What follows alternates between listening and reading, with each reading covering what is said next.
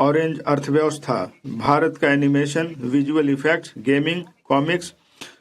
एबीजीसी क्षेत्र एक बढ़ता हुआ उद्योग है जिसमें वर्ष 2030 तक 2 मिलियन पेशेवरों की आवश्यकता होगी। मैं Indian institute of creative technology Mumbai को 15,000 माध्यमिक विद्यालयों और 500 महाविद्यालयों में एबीजीसी कंटेंट क्रिएटर लैब स्थापित करने में सहायता प्रदान करने का प्रस्ताव करती हूँ। भारतीय डिजाइन उद्योग का तेजी से विस्तार हो रहा है, फिर भी भारतीय डिजाइनरों की कमी है। मैं भारत के पूर्वी क्षेत्र में डिजाइन शिक्षा और विकास को बढ़ावा देने के लिए चुनौती मार्ग के माध्यम से एक नए राष्ट्रीय डिजाइन संस्थान की स्थापना का प्रस्ताव करती हूँ। शिक्षा।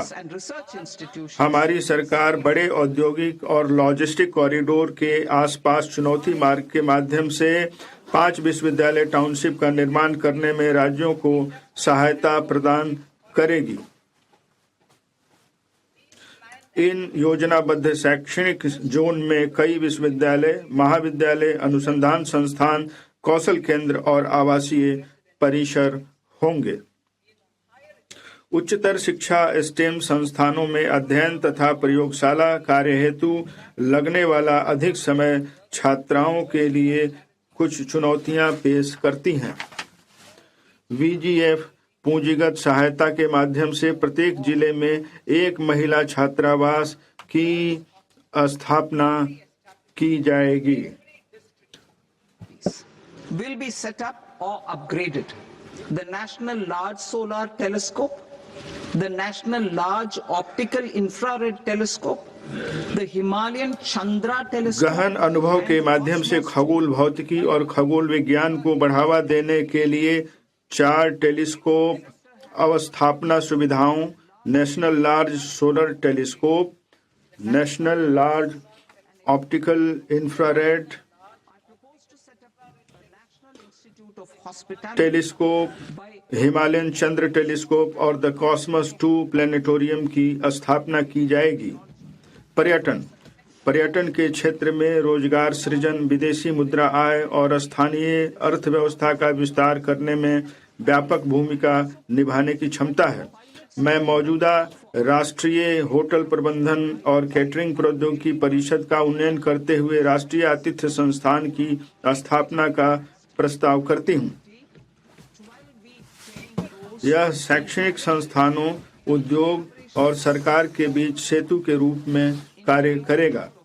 मैं भारतीय प्रबंधन संस्थान के सहयोग से मानकीकृत हाइब्रिड मोड में 12 सप्ताह के उच्च गुणवत्ता प्रशिक्षण पाठ्यक्रम के माध्यम से 20 प्रसिद्ध पर्यटन स्थलों में 10,000 गाइडों के कौशल उन्नयन हेतु प्रायोगिक योजना का भी प्रस्ताव करती हूँ।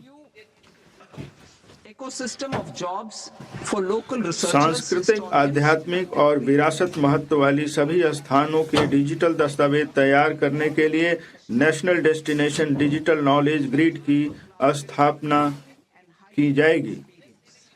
यह पहल स्थानीय अनुसंधानकर्ताओं, इतिहासकारों,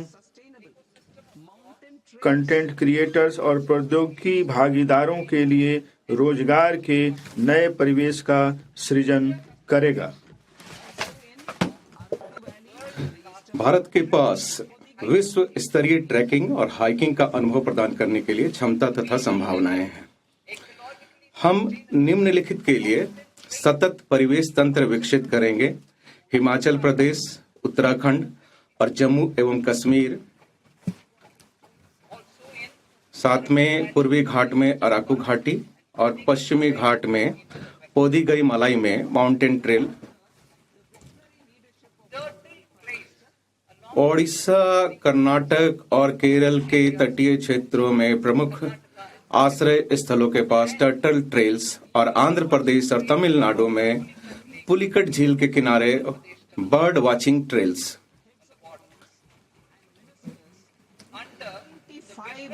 माननीय प्रधानमंत्री जी के दूरदर्शी नेतृत्व में हमने वर्ष 2024 में इंटरनेशनल बिग कैट अलायंस की स्थापना की थी। इस वर्ष भारत प्रथम ग्लोबल बिग कैट शिखर सम्मेलन की मेजबानी कर रहा है, जिसमें 95 सदस्य देशों के सरकारों के प्रमुख और मंत्री संरक्षण की सामूहिक रणनीतियों पर चर्चा करेंगे। विरासत और संस्कृति पर्यटन। मैं लोथल, धौलावीरा, राखीगढ़ी आदि, चन्नालूर, सारनाथ, हस्तिनापुर और लेह पैलेस जैसे 15 पुरातात्विक स्थलों को जीवंत और अनुभवजन्य सांस्कृतिक गंतव्य के रूप में विकसित करने का प्रस्ताव करती हूं। उत्खनित स्थलों को विशेष वॉकवे के माध्यम से जनता के लिए खोल दिया जाएगा। संरक्षण प्रयोगशालाओं, व्याख्यान केंद्रों और गाइडों की सहायता के लिए तल्लीन करने वाली कथानी रूपन कौशल और प्रौद्योगिकी की शुरुआत की जाएगी। खेलकूद। खेलकूद क्षेत्र कई प्रकार के रोजगार, कौशल और नौकरी के अवसर उपलब्ध कराता है। खेलो इंडिया कार्यक्रम के माध्यम से चल रहे खेलकूद से जुड़ी प्रतिभाओं के सुव्यवस्थित विकास के प्रयासों को आगे बढ़ाते हुए मैं अगले दशक में खेलकूद के क्षेत्र में बदलाव लाने के लिए खेलो इंडिया मिशन शुरू करने का प्रस्ताव करती हूं। यह मिशन निम्नलिखित सुविधाएं प्रदान करेगा: प्रशिक्षण केंद्रों द्वारा समर्थित आधारभूत, माध्यमिक और एलिट स्तरों पर एकीकृत प्रतिभा विकास पाथवे। ख, कोच और सहायक कर्मचारियों का व्यवस्थित तरीके से विकास। ग, खेल विज्ञान और प्रौद्योगिकी के एकीकरण। घ, खेल संस्कृति को बढ़ावा देने और प्लेटफॉर्म उपलब्ध कराने के लिए प्रतिस्पर्धा और लीग का आयोजन। और अंग, प्रशिक्षण और प्रतिस्पर्धा के लिए खेल अवसंरचना का विकास। हमारा तीसरा कर्तव्य विकसित भारत के लिए सबका साथ सबका विकास के हमारे विजन के अनुरूप है। इसके लिए निम्नलिखित के लिए लक्षित प्रयास किए जाने अपेक्षित हैं: छोटे और सीमांत किसानों पर विशेष ध्यान देते हुए उत्पादकता और उद्यमशीलता बढ़ाकर किसानों की आय में वृद्धि करना। ख, आजीविका के अवसर, प्रशिक्षण और उच्च गुणवत्तापूर्ण सहायक उपकरणों तक पहुंच प्रदान करने के माध्यम से दिव्यांगजनों का सशक्तिकरण। ग, मानसिक स्वास्थ्य और ट्रॉमा केयर तक पहुंच सुनिश्चित करने के लिए कमजोर समूहों का सशक्तिकरण। घ, विकास और रोजगार के अवसरों में तेजी लाकर पूर्वोदय राज्यों और पूर्वोत्तर क्षेत्र पर ध्यान केंद्रित करना। मत्स्य पालन। हम निम्नलिखित पहलों की शुरुआत करेंगे: 500 जलाशयों और अमृत सरोवरों के लिए एकीकृत विकास। दूसरा है तटवर्ती क्षेत्रों में मत्स्य मूल्य श्रृंखला को सुदृढ़ करना और स्टार्टअप एवं मत्स्य पालक किसान उत्पादक संगठनों सहित महिला प्रेरित समूहों को बाजार से जोड़ना। पशुपालन।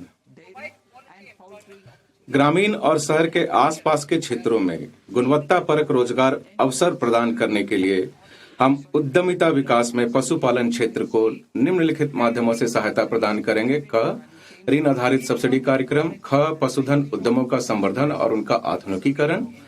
ग, पशुधन, डेयरी और मुर्गी पालन के लिए एकीकृत संकेंद्रित मूल्य श्रृंखला का सृजन। और मैं इसको पूरा पढ़ती हूँ: पशुधन उद्यमों का संवर्धन और उनका आधुनिकीकरण, पशुधन, डेयरी और मुर्गी पालन के लिए एकीकृत संकेंद्रित मूल्य श्रृंखला का सृजन। और घ, पशुधन किसान उत्पादक संगठनों को प्रोत्साहित करना। उच्च मूल्य वाली कृषि।